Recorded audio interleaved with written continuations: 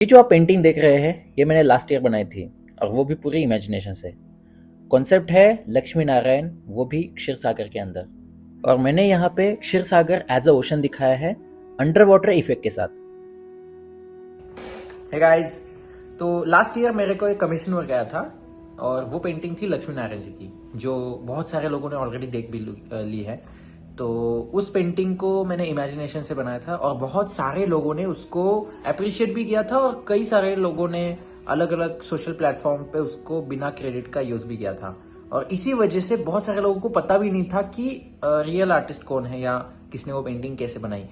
तो इसीलिए मैंने इस वीडियो में उस पेंटिंग का प्रोसेस अपलोड किया है, स्टार्ट टू एंड। बहुत अच्छे से मैंने उसको डिटेल में एक्सप्लेन किया है, तो इस वीडियो को एंड तक देखिएगा, बहुत मजा आएगा। हर पेंटिंग की तरह मैंने इस पेंटिंग को भी पहले रफ स्केच करने का सोचा। रफ स्केच बहुत इंपॉर्टेंट होता है कोई भी बड़ी पेंटिंग को कंपोज करने के लिए। तो मैंने कंपोजिशन को अंडरस्टैंड करने के लिए इसको मैंने टैब के ऊपर रफ स्केच करने का सोचा। तो पेंटिंग का रेशियो था 5x3 फीट, इसीलिए मैंने लंबाई रखी है 5 और फिर ऊंचाई रखी है मैंने 3 फीट। सबसे पहले मैंने इस कंपोजिशन को आधार में रखते हुए इस हॉरिजॉन्टल साइज में श्री लक्ष्मी और श्री विष्णु जी को हॉरिजॉन्टल कंपोजिशन करने के लिए मैंने धीरे धीरे करते हुए उनको पहले रफ स्केचेस में कन्वर्ट किया। शेषनाग जी की भव्यता को ध्यान में रखते हुए मैंने उनको ह्यूज फॉर्म में दिखाने की कोशिश की है। श्रीमन नारायण की पोज को मैंने बहुत ऑथेंटिक वे में दिखाने की कोशिश की है। एक हाथ में सुदर्शन चक्र, दूसरे हाथ में गदा, एक हाथ के ऊपर सिर को होल्ड किए हुए और दूसरे हाथ में कमल।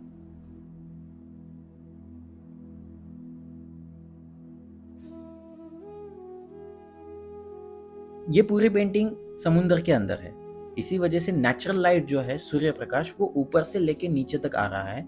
ऐसे मैंने यहाँ पे कंपोज किया है।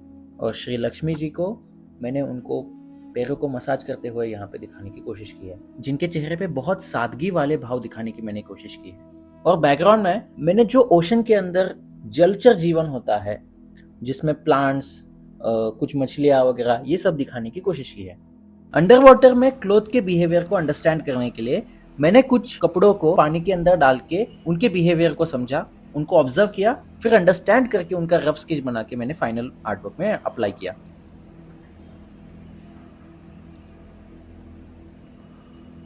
फिर मैंने लाइट को अंडरस्टैंड करने के लिए सिमिलर कपड़े पहन के खुद उस पोज में बैठ के उसके फोल्ड्स को अंडरस्टैंड करते हुए मैंने वो स्टडी किया है। मैंने कैनवास पे भी हमेशा की तरह यहाँ पे जेसो लगाया है। ये रेडी करना बहुत इंपॉर्टेंट है, क्योंकि इसी वजह से मेरे पेंटिंग के ऊपर स्मूथ टेक्सचर आता है और पेंटिंग जल्दी खत्म हो जाती है।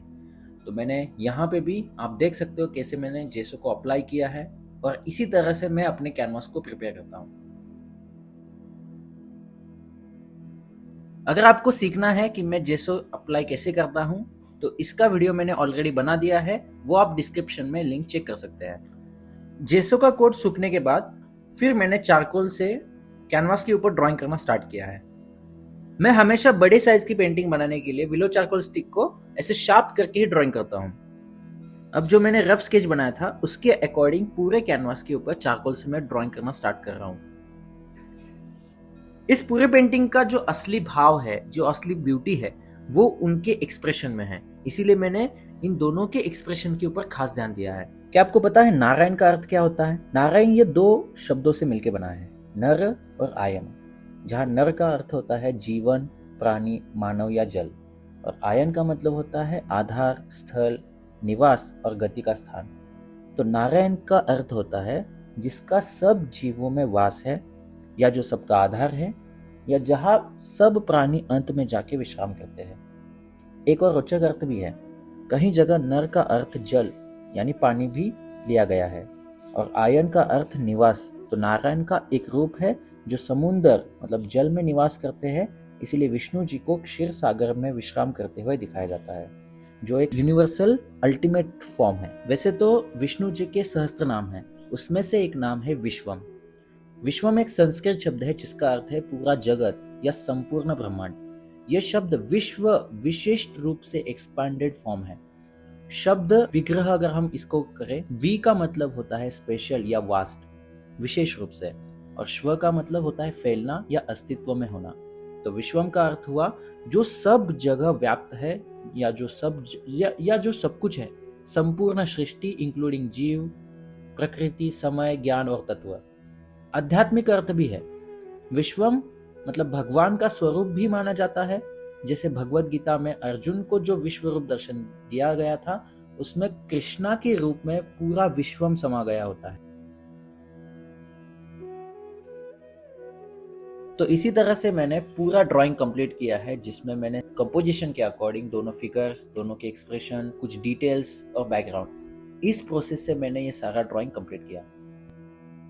इसके बाद मैंने पूरे कैनवास के ऊपर एक बड़े से ब्रश से ब्लू एक्रेलिक का कोट लगा के इसको कवर किया। फिर लाइट और शैडो को ध्यान में रखते हुए नारायण जी का स्किन टोन, उनके एक्सप्रेशंस, ये सब जैसे ऑथेंटिक वर्णन में है उस अकॉर्डिंग मैंने पेंट करते हुए कंप्लीट किया।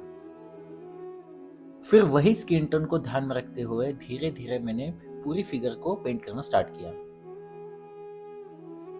इस अकॉर्डिंग मैंने टोनल वैल्यू को ध्यान में रखते हुए कूल और वार्म के कंट्रास्ट को मैंने मुकुट, उनकी ज्वेलरी, कपड़े, सारे गहने, इन सब में अप्लाई करने की कोशिश की है। मेन सब्जेक्ट और फिगर को फोकस होने के लिए मैंने बाकी सारी चीजों के ऊपर ज्यादा डिटेल काम नहीं किया है। इसमें सबसे ज्यादा चैलेंजिंग पार्ट मुझे शेषनाग जी का लगा। मैंने मुकुट में शंख और चक्र का डिजाइन एक सिंबॉलिक फॉर्म में बनाया है। माँ लक्ष्मी नारायण की अर्धांगिनी है।